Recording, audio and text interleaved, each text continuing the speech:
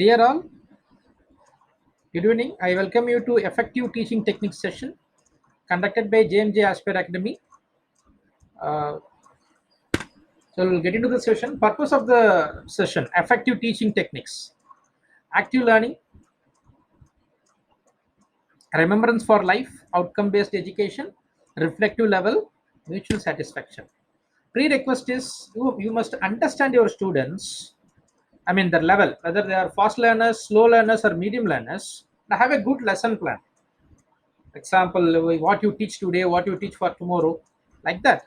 And what you are going to teach today, first to opening 5 minutes, next to 5 minutes, how you are going to close it, plan for that. Encoding versus decoding. Encoding refers to coding the message or framing the message, designing the message in such a way that the receiver, the student, will understand. So always use a simple language to talk. Decoding refers to understanding of the communication. Okay, effective C's of communication. Effective C's of communication: clarity, concise, continuity, concrete, right? Content, confidence. Somebody said creative. All those things. What is creativity in communication? That's what we have been discussing, right? A type of storytelling is a type of creativity in communication. Okay. Empathy. Why the teacher should have empathy? Any idea? Why the teacher should have empathy?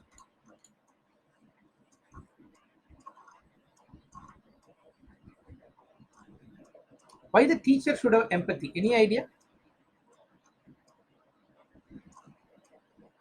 What is empathy first? What is empathy?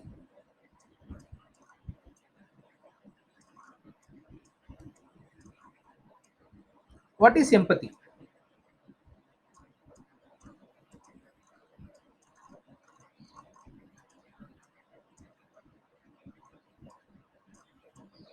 The ability to understand, that is comprehensive, right? Comprehending something is ability to understand. My question is, what is empathy? What to understand? When you're understanding this concept, it is called empathy. I'm asking you, what is that?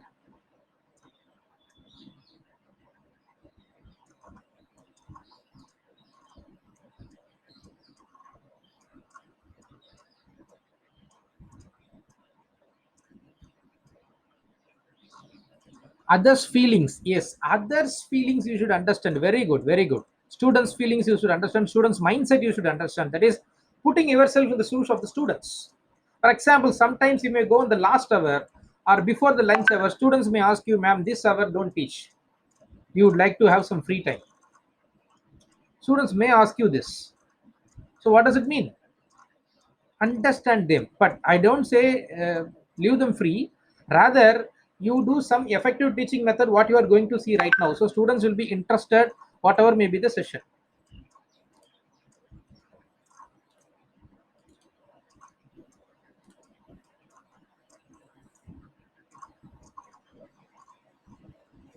Okay.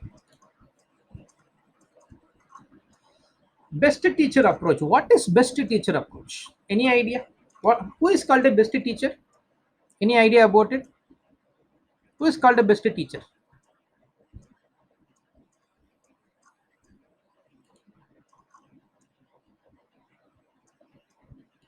Who is called a best teacher? Any idea?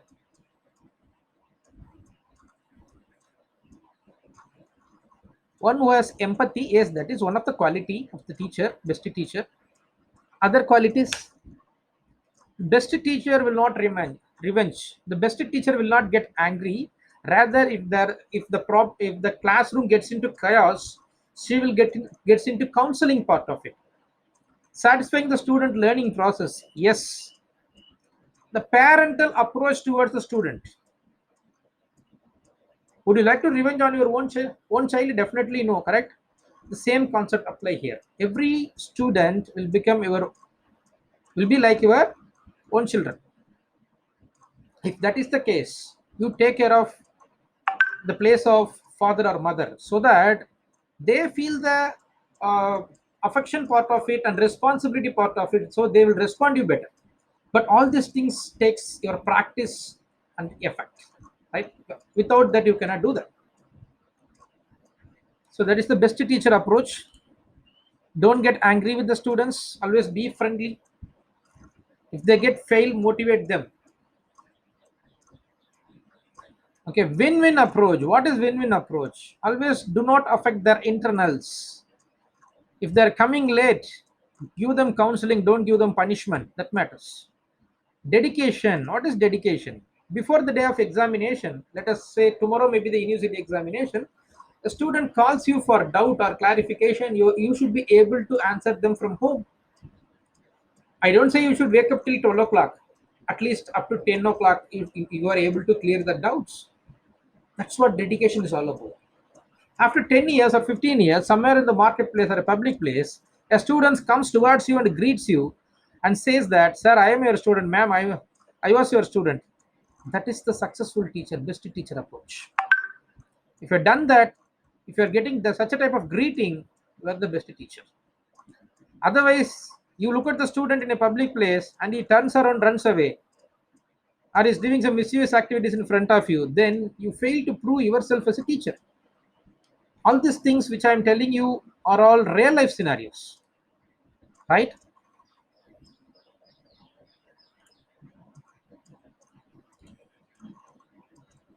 Okay, the next slide. Okay, this is effective teaching technique. Passive method, lecture 5% retention, so long remembrance will not be there. Reading 10%, audio visual 20%, demonstration, that is he does something, learning comes through practical orientation, that is 30%. Discussion in a group 50% learning. Practice by doing 70%. Teaching others is reflective model 90%. Understood why we need to change our teaching model, why the lecture method, chalk and talk or PPT are not much effective. So here the bottom three approaches, discussion, practice by teaching, teach others, are student oriented. Here the teacher's role is limited as a facilitator. Here you no need to drain your energy by delivering lectures in the class, rather make your students to make discussion, practicing, teaching, etc. in the classroom, so that your burden comes down and student gets the maximum benefit. Instead of you teaching, the front of the student teaching them will be much better, correct? Majority of us know the group teaching, right? Before the day of examination, we go to friend's home and we will do a group study. That is much more effective than any professor from renowned institution across the world. Do you agree? Group teaching.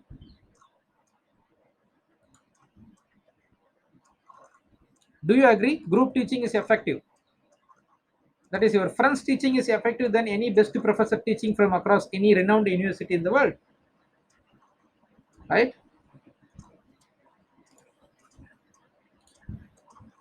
So don't rely on the four methodologies which is having less productivity, and we are becoming the reason for students failure if you are following this methodology and blaming the students. At least at PG level you try to practice this, not at UG level. PG level it is best to go by the bottom three approach. Okay, Bloom's taxonomy. So many colleges are into uh, this NAC audit and all those things, NAC accreditation process. So they emphasize on outcome-based education. So Bloom's taxonomy talks about outcome-based education. What is that?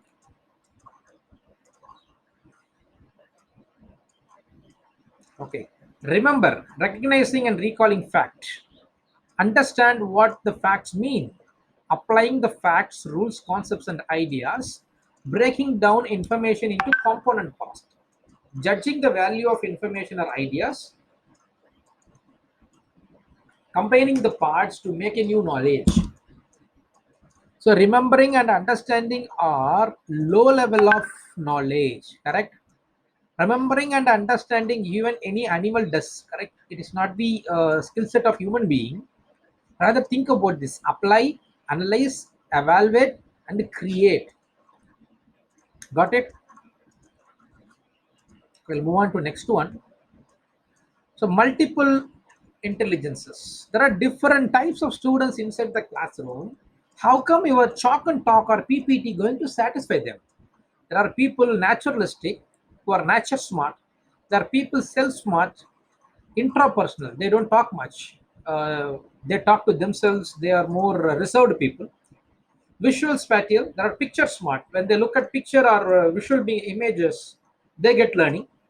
Some people who are music smart, they listen to teacher voice, they take notes, they read that.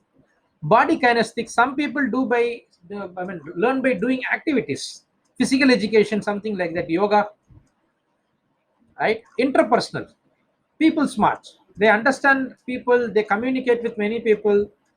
Okay, they're chatterbox. Word smart, verbal linguistic, they read books, bookworms, right? Logical or mathematical people. So these are the different learning skills, and these are the different types of learners, I could say, inside a classroom. How do you how do you go to satisfy them? Any idea? Multiple intelligences. Example: the body kinesthetic people will not like the learning part of self smart, and self smart and people smart are opposite to each other, right? And picture smart, word smart will not match each other. So how you are going to satisfy the classroom setup? Any idea?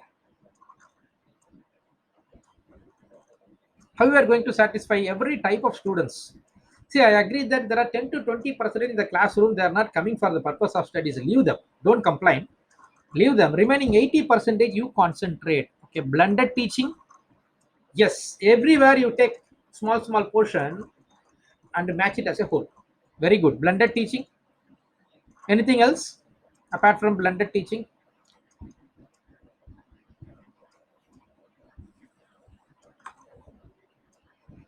Okay, so I'll move on to next slide. Any idea how we are learning? Any idea how we are learning? How we are learning from childhood? How we are learning? Any idea? Because I would like to show a video. Before that, I would like to listen from your side, and I want the session should be the interactive one, instead of monologue where I am talking. Better you interact, it will be better. Observation, memorize, through senses. Very good, this is what I want. Through senses, learning happens through senses. Let us see a video to understand it.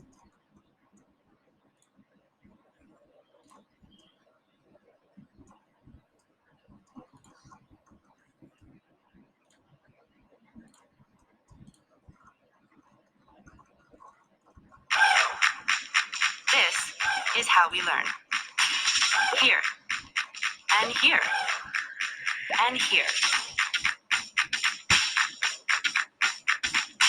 From each other. From experience. This is how we learn. And this is how we learn. By listening. By reaching out. Because the more we see, the more we understand. The more paths we explore, the further we'll go. The classroom isn't just a room with four walls. It's anywhere, anytime, and it's big enough for all of us. When you give students access to the whole world, you give them the power to affect it.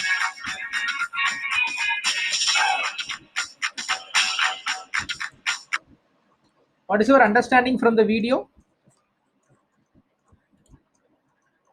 What is your understanding from the video you have seen right now?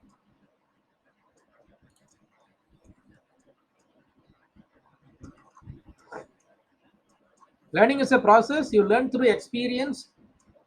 More specifically, you learn through senses, by looking, by tasting, by smelling, by listening, by touching, right? Everything. So my session will be a combination of video and a small talk on that, and we move slightly like that. So learning how it happens, you got it right. So everyday students learns in the classroom and outside of the classroom. But how you are making to how you are going to make such learning experience a sweetest one, that depends on the teacher. Okay, these are the techniques, effective teaching techniques. First one is visualization. Let us see what is visualization, and we have a small discussion on that.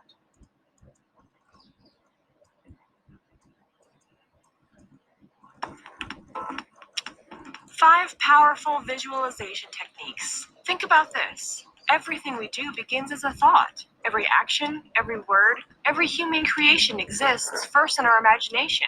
The ability to see things before they actually happen is what allows us to pursue our dreams and ultimately achieve them. In fact, the better we visualize the future we want, the better our chances of making it happen.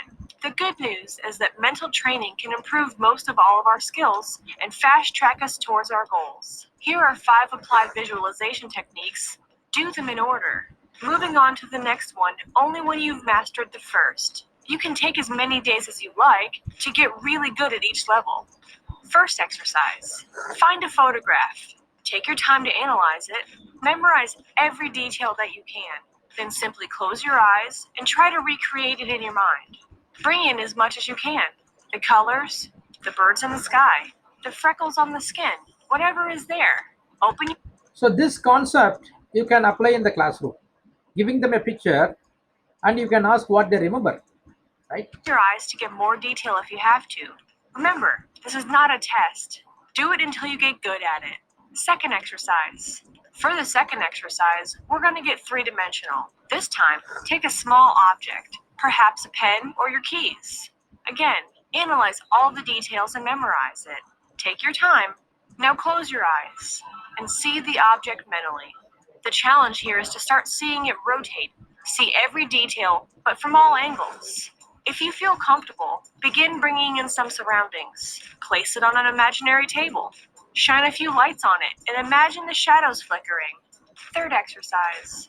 This third exercise builds on the second and can be hard for some people, although others find it very easy. This time, recreate your little object, but with your eyes open. See it in the real world, right in front of you. Again, move it around, rotate it, play with it. See how it interacts with the objects in front of you.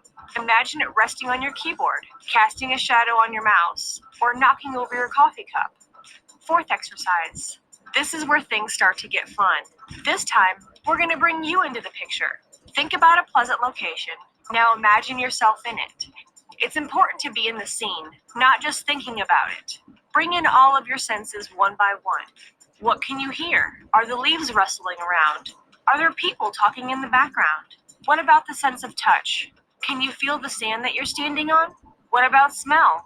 Can you imagine eating an ice cream and feeling it slide down your throat? Again, make sure that you are in the scene, not just thinking about it. Make this mental movie as strong and vibrant and detailed as you can. Fifth exercise. Bring up the mental location from the previous exercise. Now begin moving it around, interacting with things. Pick up a rock, sit on the beach, run in the water, roll in the sand. Then bring in someone else. Hold a conversation with him or her. Imagine them smiling as you tell them a joke. Now imagine them slapping you on the shoulder playfully. What does that feel like? What is your understanding from the video you watched right now?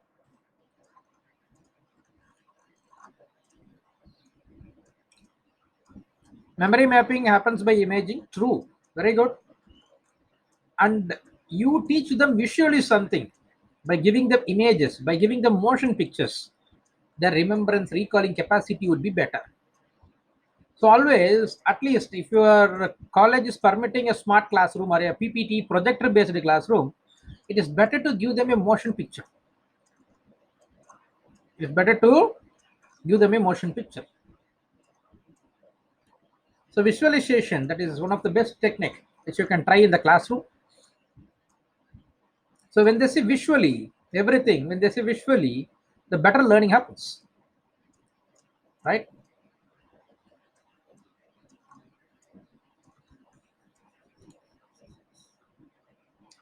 Next one is cooperative teaching. Let's watch the video first. In today's lesson, we're going to take a look at more applications of exponential functions. Have a quick peek at our roles and our groups. Every day in class, we are assigned a table group. We get to work with a bunch of different people. We're going to go ahead and randomize you guys here. And you're assigned roles. So I'm scribe. The scribe is the person who's writing down what you're thinking. The speaker is the one who's presenting your information. The inquirer is the one going up to our teacher whenever your group has a question. And then the manager, they're in charge of the materials and making sure that everyone is on task. And then we need to write a key at the top. Our teacher is walking around the room and seeing how we're collaborating. Nice. And then at the end, he calls on different groups. The simple interests had more money in the account. Yeah. When we're doing assigned roles, everyone is involved in answering a problem. That definitely helps making sure that you can grasp concepts.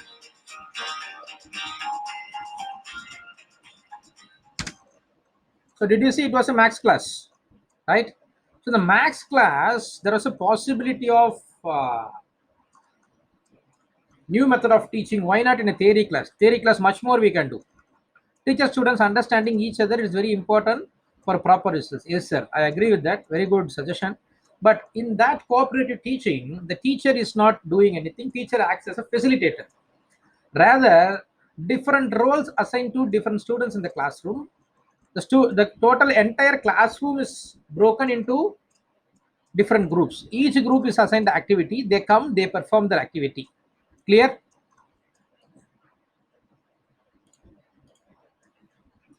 Okay. Next one is inquiry based instruction. Let's watch the video now.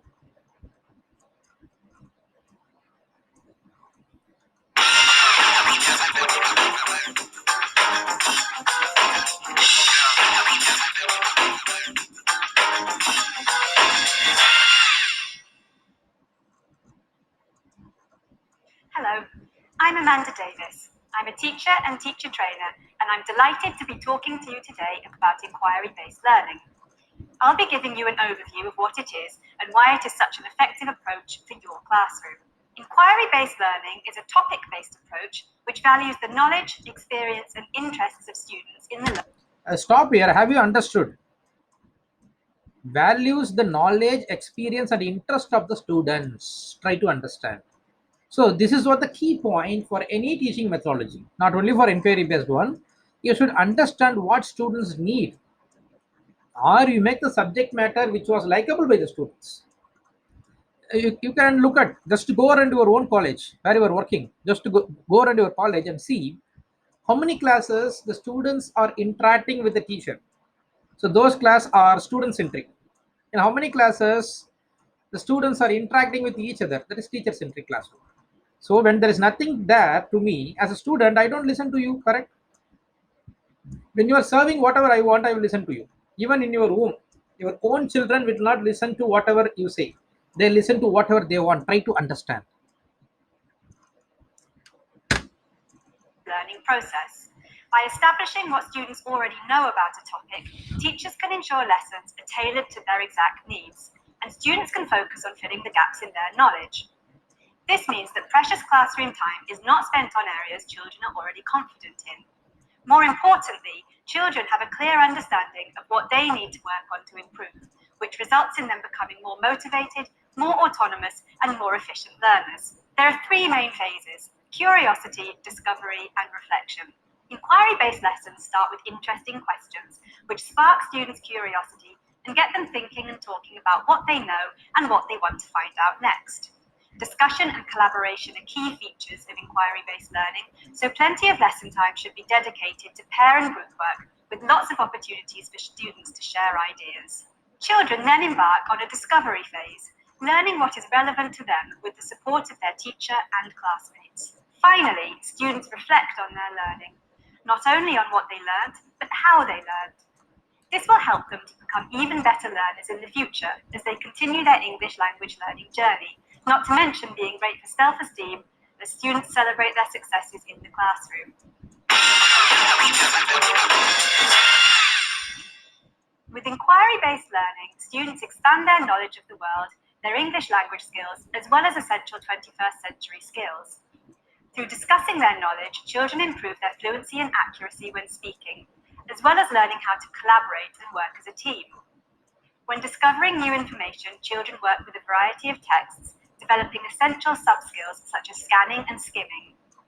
Sharing their findings via written project work encourages students to think critically about what information to share, and through reflection, children become more self-aware and autonomous.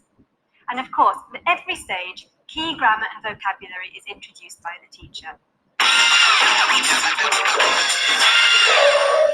Inquiry-based learning results in happy, motivated children who are ready to learn about the things that matter to them. I hope you'll join me for the next video. So now understood. What is your key understanding from the video you have seen?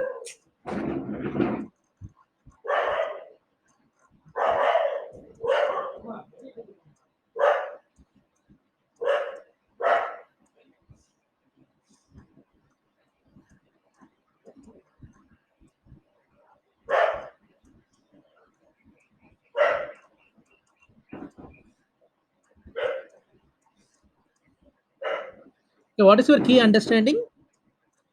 Depends on the entire strength of classroom. We have around 90 in a class. Yes, of course, if there are 90, I would say that 70, 65 will definitely support you for new teaching methodologies to satisfy students' needs, sharing idea, collaboration with the students, discussion, everything part of inquiry based teaching.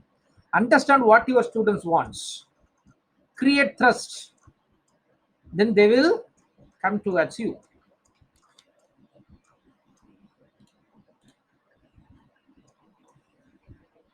Differentiation, let's see.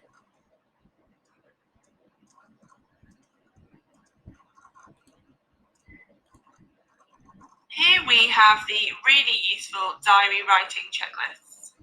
So here they are printed, and they have little tick boxes for you to tick when you've done that thing. My favourite thing about Have you looked at the three different pamphlets they are having? Have you looked at the first pamphlet? That is 1 star. Second pamphlet 2 star. Third pamphlet 3 stars. Correct. So this is daily writing checklist, like just like a homework, right? Can you identify what is the reason for stars? I will show the screen once again if you want. Look at 1 star, 2 star, 3 star. these is the fact that What is the reason behind having such a star? And every workout is different, but it is going to be given to the particular class students. It is not for different class students, it's for particular class students. Any idea why is that so?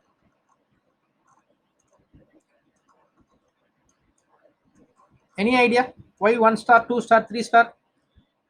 Number of questions are more in 3 star and moderate in 2 star, and 1 star it is less. Very good, good understanding. What else you can see there?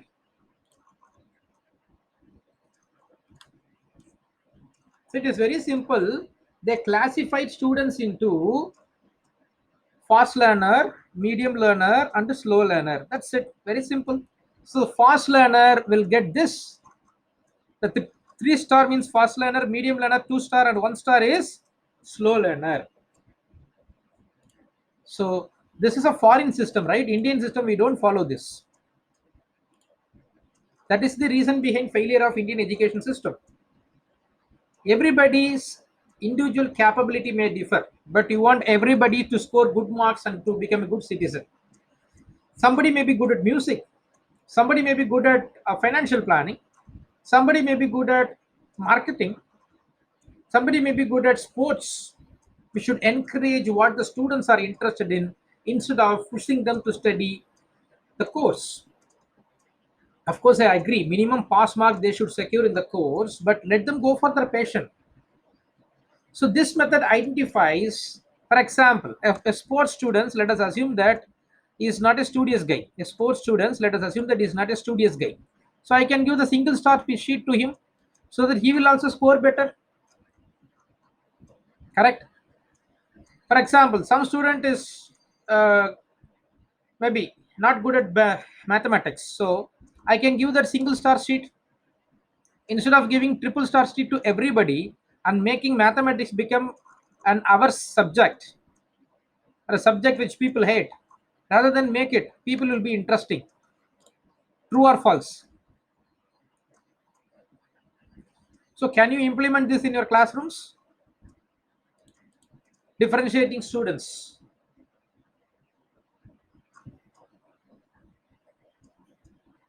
Any idea?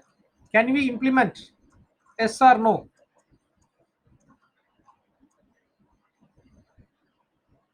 Okay, we are 30 people here, but less interaction. So, as much as you interact with the uh, trainer or the presenter, the more you get back.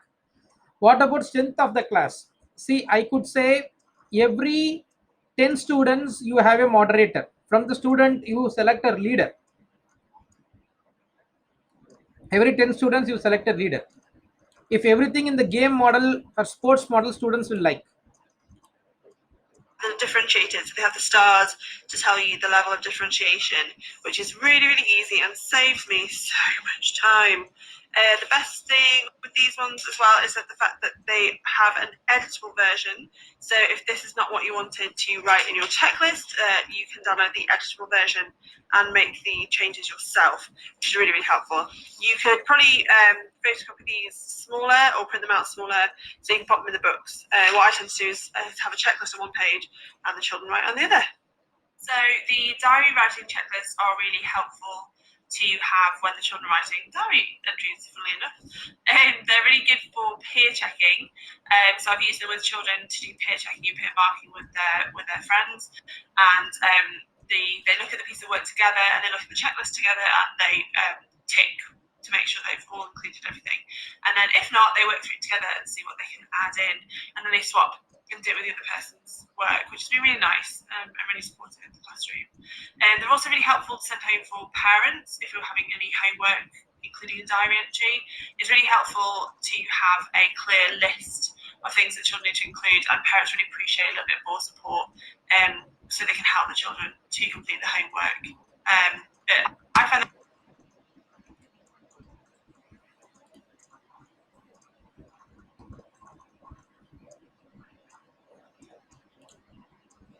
Okay.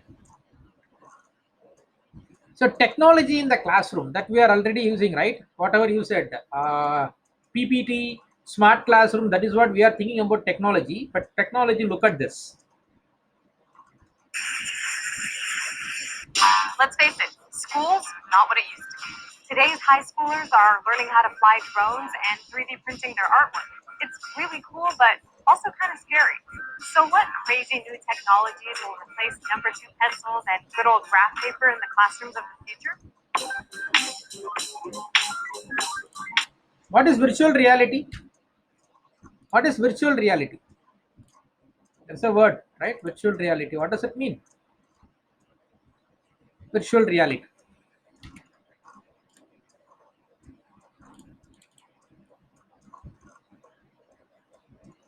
Simulation of actual environment is, but which doesn't exist actually. 3D films, 2D films, etc. Very good. Virtual reality has been around since the 90s, but now Facebook and Google are no longer in your face. Google's Expeditions program turns smartphones into virtual reality viewers using simple, inexpensive cardboard. And now that Facebook's bought Oculus Rift, they're planning on getting into classroom gaming as early as next year. This is the first kind of headgear that might get you into the popular crowd. 3D printing in schools is revolutionizing the art of show and tell. These printers can make machine parts, jewelry, even guns. Yesterday's arts and crafts is now modern-day engineering. Elementary-aged children are already using 3D printing to design prosthetic hands. Remember how you had to lug around heavy books and then swap them out for other heavy books from your locker? Well, now there's the cloud, saving students from back problems everywhere. What is cloud technology? What is cloud technology? Very good, seen in virtual simulated experience. What is cloud technology?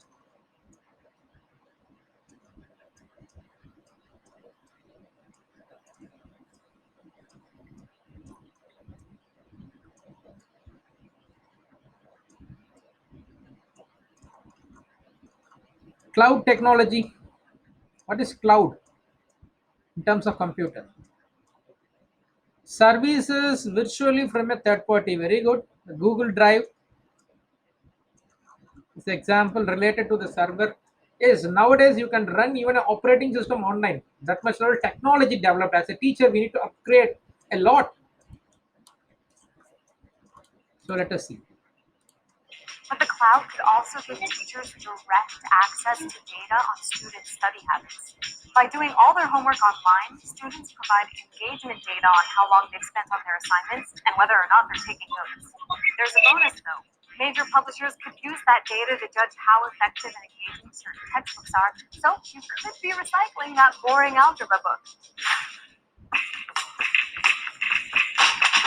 With biometrics technology, we've got fingerprint scanning to borrow library books and iris scanning instead of ID cards. Remember, very soon the biometric will be replaced by iris metric, where your attendance will be counted on your eye, not by your fingerprint. Teachers will even be able to tell if you're concentrating or not during online courses using eye tracking technologies. Yikes. It's like old school projectors, but in 3D. Remember Michael Jackson's Back from the Dead moonwalk performance? Well, hologram technology in classrooms is still just a dream for now because it's too expensive. But in the future, it would allow teachers to give lessons to students across the world. See, a virtual teacher. The teacher actually doesn't exist, but she's an image. So tomorrow this can be projected from home. You teach from your home, this will be projected in the classroom. Students will be sitting in the college, but you will be there in the home. From home you can teach, your image will be displayed here. Imagine the sound of technology. Imagine taking a tour of a historic 3D model of the Colosseum right from your desk. The potential for new technology in the classroom is pretty amazing. But will it cause students who are plugged in all the time to forget what it's like to live in the real world? So amazing video, right? You haven't experienced it. Students cannot be virtual.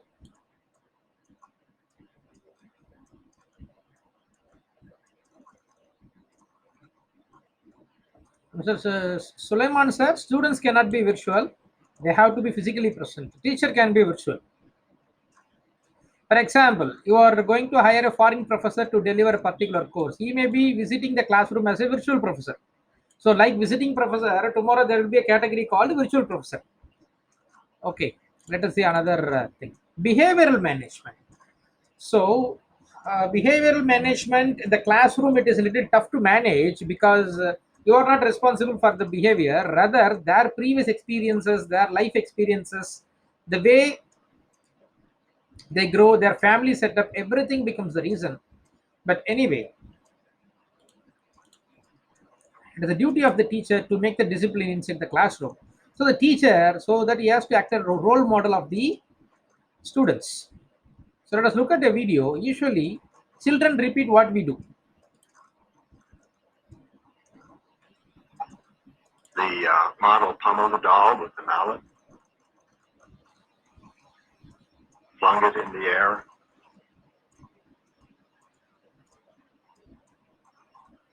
kicked it repeatedly,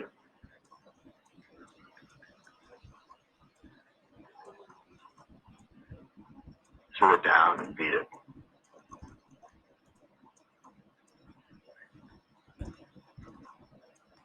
It was once widely believed. So now this is a student or a children at home. It replicates whatever the parent or the teacher or the role model does. But the first role model of the students will be their parents. Next to only the teachers. That seeing others vent aggression would drain the viewer's aggressive drive. As you can see, exposure to aggressive modeling is. So when this child goes to school, he will exhibit the same behavior because that is what he has seen, he has practiced so far. That's why I say a teacher cannot take sole responsibility on taking control over the student. It has other aspects from family and social background as well. Hardly cathartic.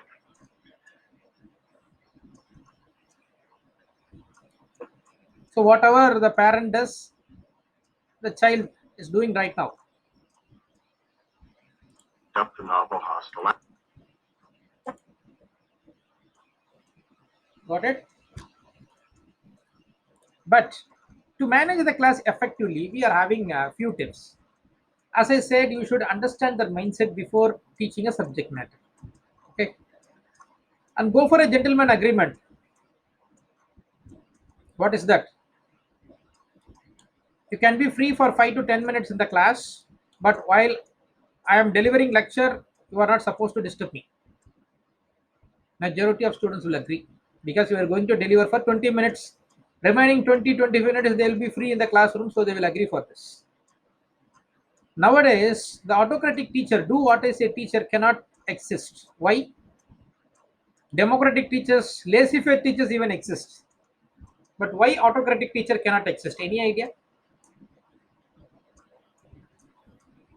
Why autocratic teacher cannot exist?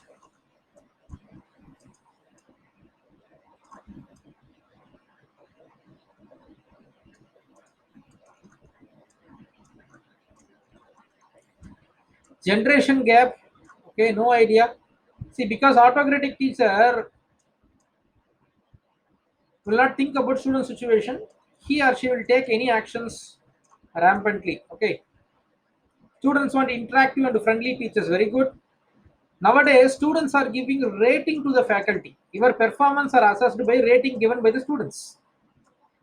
So if the faculty is not likable by the student, then what they do is they will give you negative marking. Use the rod, spoil the child. Okay.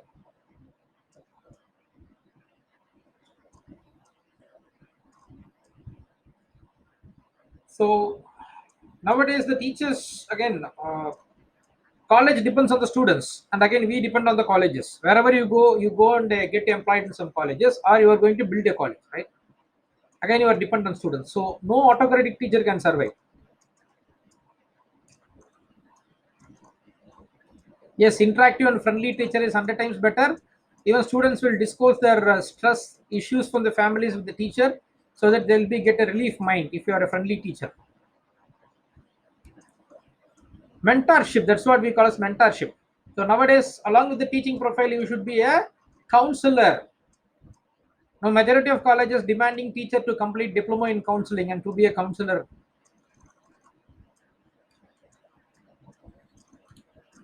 And even NAC is demanding to be a counselor. Teacher has to be a counselor. So understand the students, be friendly with them, give them their own freedom. Let the classroom be little funny. That is not a great sin. The highly silent class will not understand anything. Try to remember. People will be off sleepy if your class is highly silent. Okay, group discussion method of coaching. What is group discussion? Let us see. I remember a few years ago when I decided to start teaching public speaking skills to people, even in my wildest dream. Hi, my name is Rebecca, and in today's lesson, you'll learn how to participate effectively in a discussion in English, something you may need to do in your personal, professional. Now it is a spoken English classroom session. What she is giving a group discussion topic.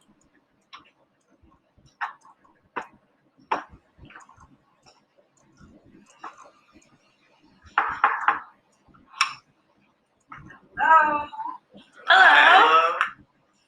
Yeah, there are 4 students learning English, and the topic is given. Better to study online or in a regular classroom. Okay. What's the first? Okay, so I'll start. I think that it's actually very good to study online because So group discussion is a creative learning technique where you can divide the class into, let us say, 10 people in a group. So the first group, for example, your classroom has 90 students. Then you can have the session for 9 hours. Okay. And you give the subject matter as a topic, content. Your syllabus or a topic from the syllabus could be helpful because you show it as a teaching session also. So you give a topic today. For example, motivation. So these 10 people have to talk about motivation.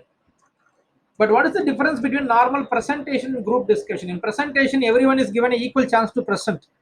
But these guys has to talk about monetary motivation is only good, yes or no, something like that. Topic will be some tricky. Don't give a normal topic. Just read whatever there in the book. That won't be helpful. So the topic will be written on the board. You will give 1 minute time or two, even 5 minutes time could be fine to prepare. All group discussion topic are on the spot. Try to understand that. You should not give before the head. So they will start preparing. Within 5 minutes, the particular group will discuss and prepare. So the particular group itself, some persons may talk far about the topic, against about the topic. Clear? It is not that you have to talk about only merits. No, it's not so. It is both D and merits, demerits and merits. It's both drawbacks, pitfalls, whatever, features, etc., etc., challenges, research trends, everything. So what happens when they learn by group discussion? Their knowledge expands. Think about a grammar session. Think about a prose session. Think about a theory paper. Group discussion highly helps. Understood what is group discussion? It's a very And at convenient any time, the guy who is speaking may be interrupted by other person. That is permitted. because you can study whenever you want and at your own pace. And for example, someone like me, I like to study at nighttime. So for me, now online. That's true, but Yeah, now she started talking. some people can't afford to go to the classroom and don't have enough money or resources to actually go to school. So studying online, you can actually do it for free. Understood? It promotes critical thinking, it gives communication, etc., etc. Brainstorming is different from group discussion. Class teachers becomes moderators, okay, facilitators, that's all.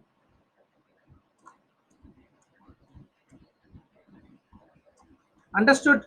So have a group discussion session as a part of your curriculum, the teaching methodology as well. Case study method, maybe especially for management, commerce, psychology, sociology departments. Hello researchers, this is the time to learn about another qualitative approach, that is case study. Study of a case within real life. Okay, what is case study? When you go to hospital, you are called a case. When you go to court or lawyer's office, you are called a case. So the previous history is given in the form of caselet, and you are a decision maker. You should take a decision. There is no right and wrong decision in case studies. It helps to understand the subject matter concepts in depth. Case is studied within a bounded system, that is time or place. Case can be single or multiple. It is very common approach in psychology, sociology, political science, and social work. Case studies may be used to answer the how or why questions and when the researcher has little control over events. Features of case study. It begins with the identification of a case, involves multiple sources of information or data collection, in-depth understanding. Data analysis depends on the objectives of case study, usually description, thematic analysis. Case or subject can be selected in three ways. An outlier case. This case based on familiarity with you, that could be house or your workplace. Key case. Special case, special characteristics. For example, height phobia. The third type of case is local knowledge case. Individuality, different from others. For example, crime situation in Liari. In case study, our approaches can be five. Number one, testing a theory. Your case study aims to test already existing framework or theory. Number two, building a theory. Building a framework of ideas or model. Number three, drawing a picture. Your aim in this study is to illustrate the phenomenon to make it more real for the reader. Number four, experimental.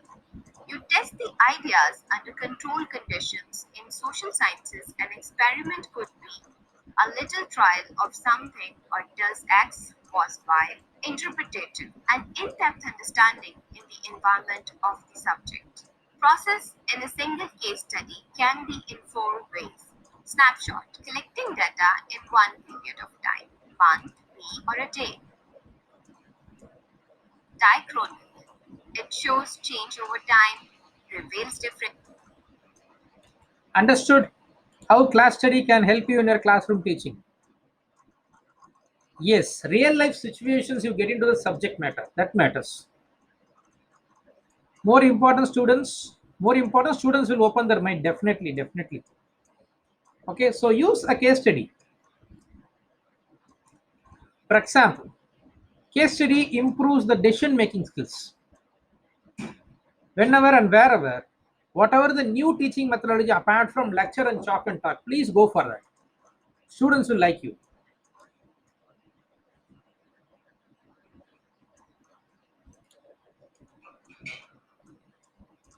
Field visit, right? Industrial visit or whatever that we are doing already. So brainstorming.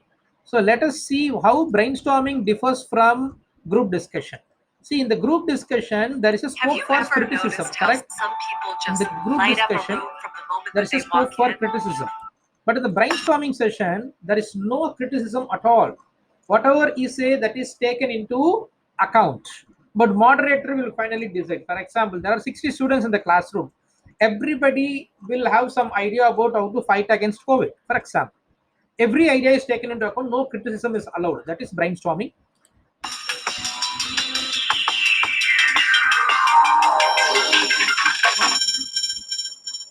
If you've ever had to solve a problem at work, you've probably tried brainstorming. It can be an effective way of coming up with ideas and creative solutions, but brainstorming needs to be done correctly for it to be successful. Be sure to start your problem solving in a structured, analytical way so you know you've considered the essentials. Only then move on to brainstorming. Brainstorming encourages people to think in a free and open way with no restrictions. As a result, they often generate more possibilities than they would using just a structured approach. Brainstorming can be done alone or in a group. Sometimes individual brainstorming produces more ideas than the group version. This may be because people feel less inhibited when they're on their own. They're not worried about other people's opinions, and they've got time to. Now look at, there is a difference between group discussion and brainstorming. The structure of the table may be same for group discussion and brainstorming, but brainstorming, opportunity is given to you to talk, and there is nobody to criticize, nobody talk about demerits. But in case of group discussion, when we say merit, when you say future, somebody may contradict with opposite thoughts. That is accepted in group discussion but not allowed in brainstorming. Hope you understood. Think. But if group brainstorming is done well with effective sharing of people from a range of backgrounds, you'll likely get more diverse ideas. Just don't make your group too big. 5 to 7 people is best. To start your brainstorming session, find a comfortable, quiet place where you won't be disturbed. Ask everyone to bring a pen and a notepad. Appoint one person to record all the ideas you generate where everyone can see them, such as on a whiteboard. Explain clearly that the group's goal is to come up with as many ideas as possible without thinking about them too much. You'll evaluate them later. Define the problem you want to solve, then give everyone some time to write down their ideas. Now ask each person to share their ideas and use those suggestions to generate other ideas. This should be a fun and creative time, so be sure to discourage people from criticizing or judging one another. Once the brainstorming session is finished, you'll have lots of ideas to work with. Now is the time to evaluate them so that you can find the best solution to the problem. We have lots of analysis and decision-making tools to help you do this. For more information about brainstorming and our supporting tools, see the. Understood what is brainstorming and how it is different from group discussion, right?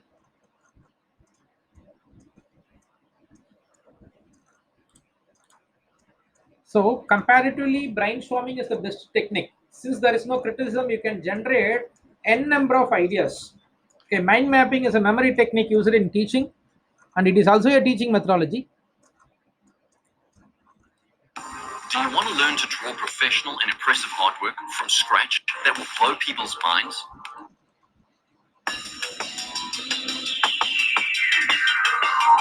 Note-taking sometimes gets out of hand. You can end up with pages of scribbles, which are often more confusing than helpful. Making a mind map instead is a great way to organize your Actually, the mind subject mapping you're starting from exploring here. Okay. in the center of the page and draw a circle around it. When you think of a major subdivision of the topic or an important related fact, draw a line out from the circle. Label these lines with subheadings. As you explore each subdivision, you'll uncover new levels of information. Draw lines out to represent each new fact or topic. Eventually, you'll have a diagram that shows ideas coming off subject branches. Some of these may relate to each other. If they do, draw lines between them to show the connections. To keep your mind map clear and easy to read, use single words and simple phrases. You may also find it useful to use colours, symbols, or pictures to help you interpret your map more effectively. So if you do any form of research or note-taking, try experimenting with mind maps. They'll help you understand how all the components of your topic fit together, and you may make some connections you wouldn't have thought of before. For more information about mind mapping, see the article that accompanies this video. Understood how to use mind mapping?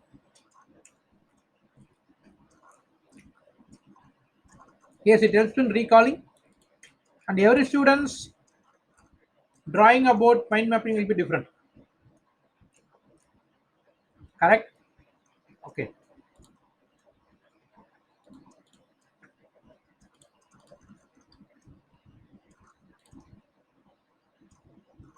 Okay, let us explore role play. So role play, especially for management, commerce department, sociology, history, language and literature. Hey, hello Kashiki. How are you? Fine, thank you. And you? I'm also fine. Would you like to eat chips? Yes, of course. Okay. How's your life treating you? Good. And what about you? Good.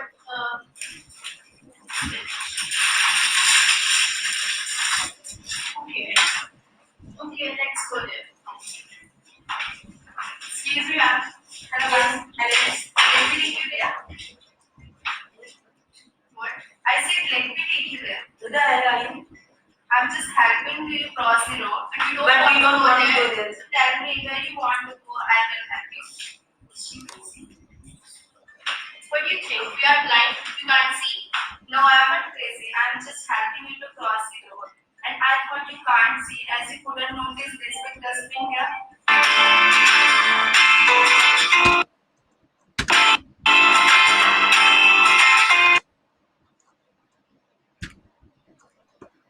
What's your understanding from the video?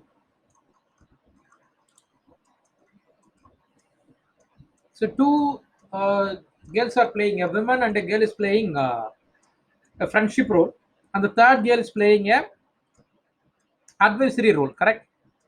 For example, you can take the case of Julius Caesar,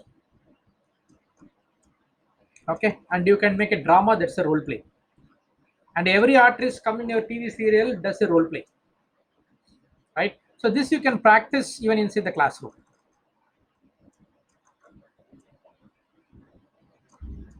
Okay, wants to be like one or want to take place of loved one in her absence. Okay, fine. So we will move on to the next one.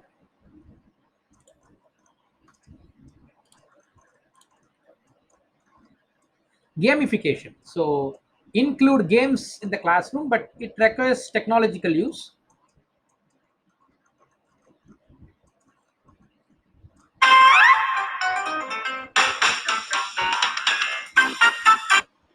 Today in EdTech School, I'll show you 5 amazing live EdTech games. The first game is Quizzed Live.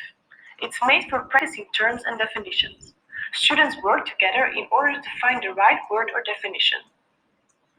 The tricky thing is, you can't see which descriptions your teammates have. If someone makes a mistake, his team has to start all over again. You need at least 12 descriptions or terms to play Quizlet Live.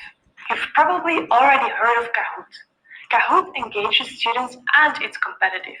Exactly the cup of tea of students nowadays. They have to tick off the right answer as quickly as So this is one of the websites or application which runs education under games approach. possible. For every right answer, they gain points. The faster they answer correctly, the more points they get. Kahoot is also useful for teachers because it gives insights to what students do and don't know. On top of that, it's also very easy to use. Students love it because they can answer questions just by tapping the right color on their devices. If you want them to collaborate more, use Kahoot's team mode. One device, more students. Are they able to collaborate and still answer really quickly and correctly? The third live game is Classcraft. This game encourages students to live by your class rules. Students can create their own avatars that have special powers. They play in groups. If someone ignores a deadline, it may fire back on the whole group. Working together and having respect for each other is very important. Students can gain points by playing by the classroom rules. For example, students who help other students receive 10 points. When they have enough points, they can use a special power. For instance, the warrior can eat in class. They can also lose those points by not playing by the rules and even get a sentence. For example, bring a treat for the whole class tomorrow. You as a teacher can choose all the powers and sentences yourself. Next up, Plickers. Plickers is a real-time assessment tool. It lets your students answer multiple choice questions anonymously. Because it's anonymous, every student participates, even the shy ones. You can instantly see how the class did with a simple bar chart. It only requires the smartphone app and the Plickers cards, which you can get for free on the website. You ask a multiple choice question and the students answer it by showing a card. Each side of the card represents a question letter, A, B, C, or D. When all cards are raised, you simply scan the cards with the Plickers app. Plickers can be used in all classrooms from K to 12 to university and is a great tool for formative assessment, warm-ups, exit tickets, and lesson refreshers. Another very handy live tool is Padlet. With Padlet, you can create an online board that you can share with every student or teacher you want. Just give them the link. It allows everyone to add content to the same shared document.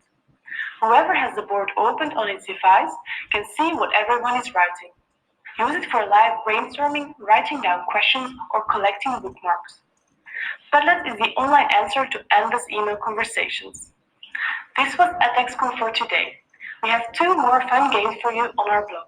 Feel free to take a look. Don't forget to hit the subscribe button to catch our weekly videos. Okay, now we hope you have seen many things, right?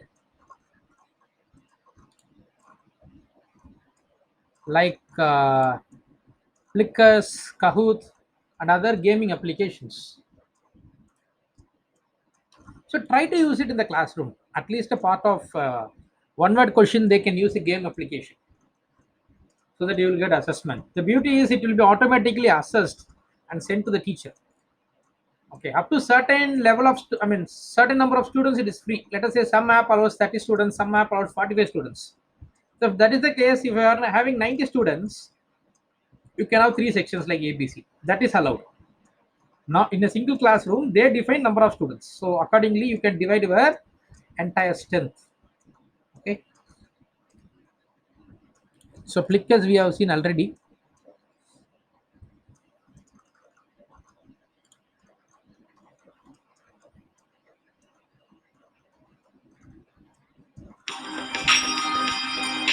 Hello everyone, my name is Jared Ward, and this week's Tech in This is 2 Flickrs. Okay.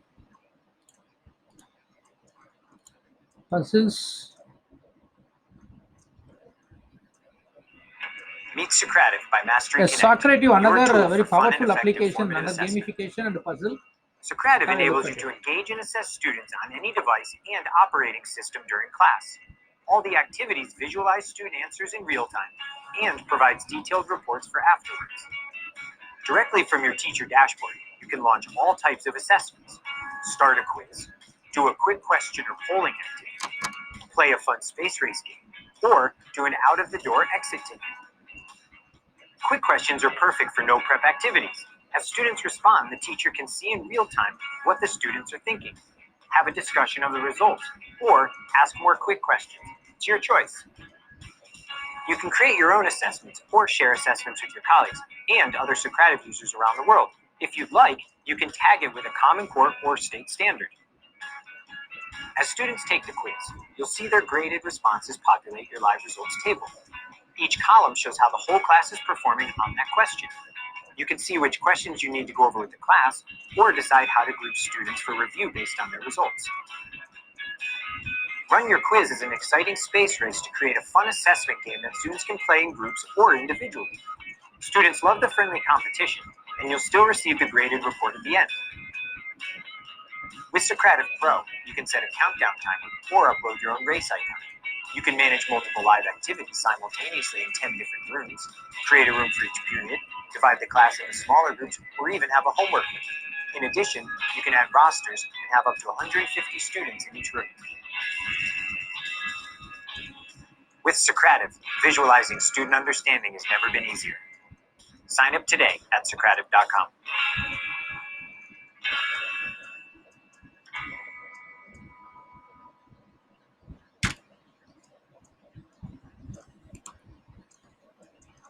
So this is again a type of puzzle or gaming application that you can use for online teaching.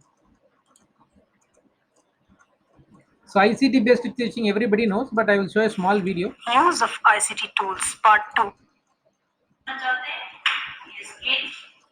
अभी ये pen mode में नहीं आया, pen mode में लाना पड़ेगा पहले।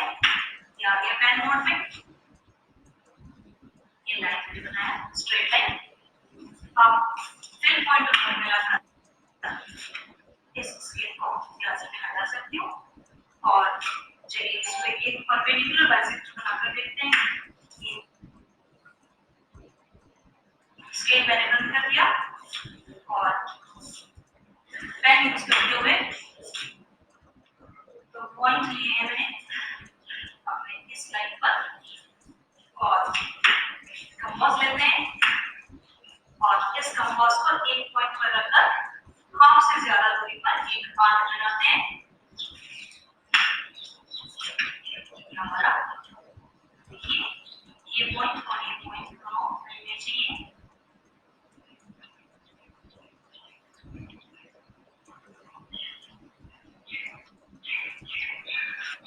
अब हमारे कंपास को हमें घुमाना है, चलिए हम ऐसे स्केल रखिए और स्ट्रेट, ये हमारा परपेंडिकुलर बाइसेक्टर हो गया।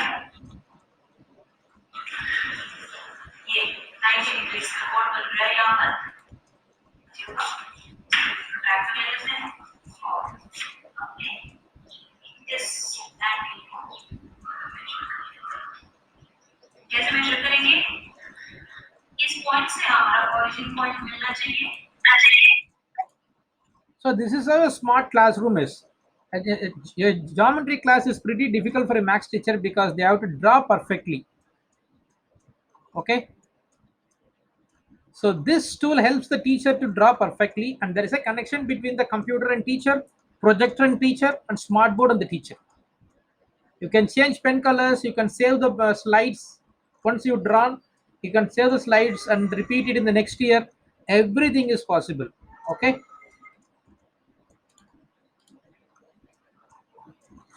Okay, the session comes to end. So now it is time for discussion. Any questions related to the effective tools we have seen so far and methodologies, techniques we have seen so far? You can type a message or you can share your feedback so that you understand how far it was useful for you. Yeah, mind mapping also you can use smartboard, no, not an issue.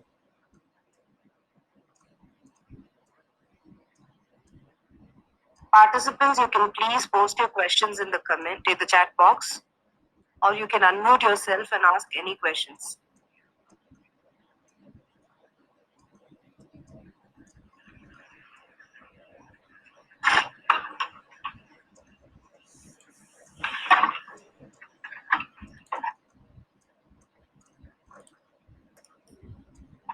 Hello.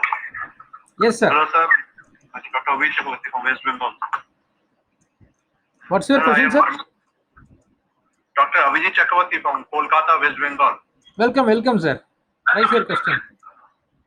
So, sir, I want to know a little bit about the mind mapping and little explanation we made. Sir, mind mapping, for example, mind mapping, Now I tell you a word. From that word, whatever you remember, that is a mind mapping technique already you established. For example, I say food.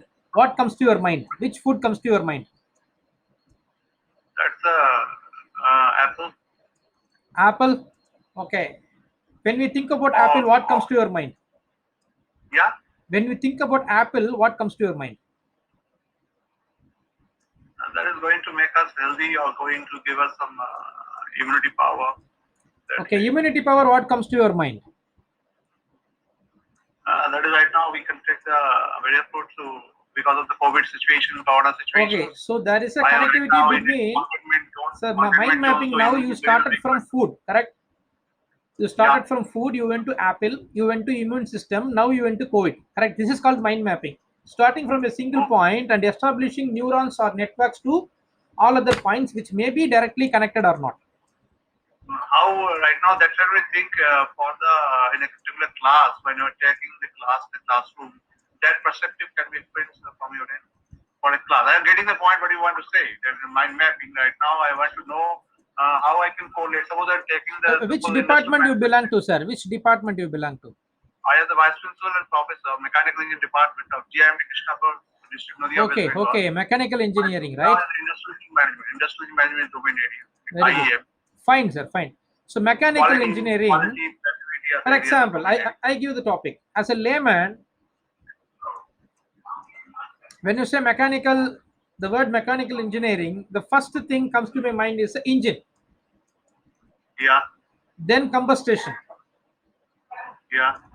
Okay, then in the other way around, there's a engine which runs on kinetic energy, other engine which comes on steam energy. Now it is coming Link under up, link electric up. energy.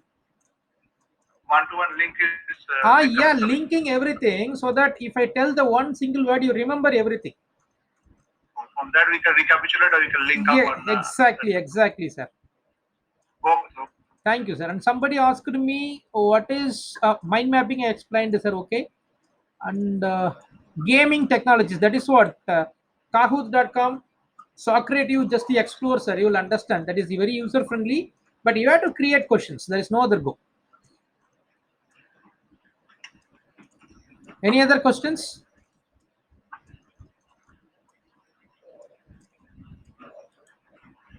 See, only thing is your students must possess a this Android mobile. Then something is possible. Or you do one thing. Miss Shobha Kalkar, what is your student strength? What is your student strength? Okay, music pedagogy. That is teaching by singing. That is music pedagogy. In some schools, I heard that even in television, I have seen that they are teaching ABCD by singing a song. So that's a type of music pedagogy. So 90 per class. Okay. So you should, in this case, the college should either sponsor you a projector. If the college is not able to sponsor, you try to find a sponsor outside. So you can buy a projector which is available at the cost of, let us say, 5,000 rupees, 6,000 rupees. Also, projectors available, but quality that matters a lot. Anyway, so something is better than nothing. In that projector, you have a laptop and a Bluetooth speaker, just 250 rupees, right? Even a student can use some crowdfunding and buy that, or every student in the class gives at least 100 rupees, then you can use that. Okay, mobile projector, what is the cost? Mobile projector is okay, very good concept. What is the cost of that? 20,000. Then your college will not be here, right? If that is the case, either you should buy it or you should go for a sponsor, or you should ask permission from the principal or whomsoever may be the aid. Conduct any program, and whatever fund you get from the particular program, you spend it for purchase. Get a formal written approval for it, so that you don't need to spend for this thing. And once you are bringing your projector, everybody would like to get borrow from it. Fine. So conduct any program like conference, seminar, anything like that. Whatever fund you are generating out of the program, you can purchase a projector for the department. Any other questions?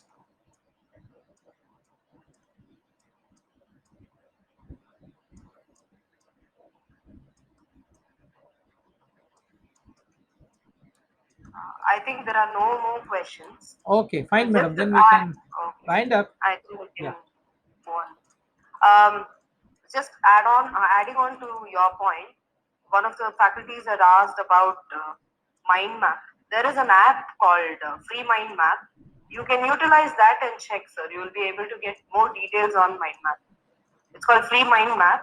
When you utilize that, you get a better idea about the mind map. So just adding on to the point. So coming to the end of the session, thank you so much, Bala sir. It was a very, very insightful session. You had almost covered most of the topics which many people were having, who wouldn't have even known about. Gamification is something which is really unique and creative, which many teachers at present haven't used it. I think that will be something which will be very unique for teachers to use for their day-to-day classes to keep the students very interactive. Thank you for this wonderful session. And thank you all the participants for your active participation. The feedback link has been posted in the chat group. Please fill the feedback form and please wait for 10 days. You'll be receiving your certificates in the WhatsApp group in which you have been added.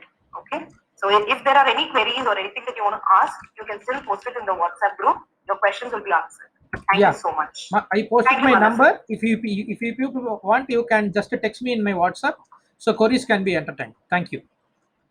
Thank you, sir. Thank you, ma'am.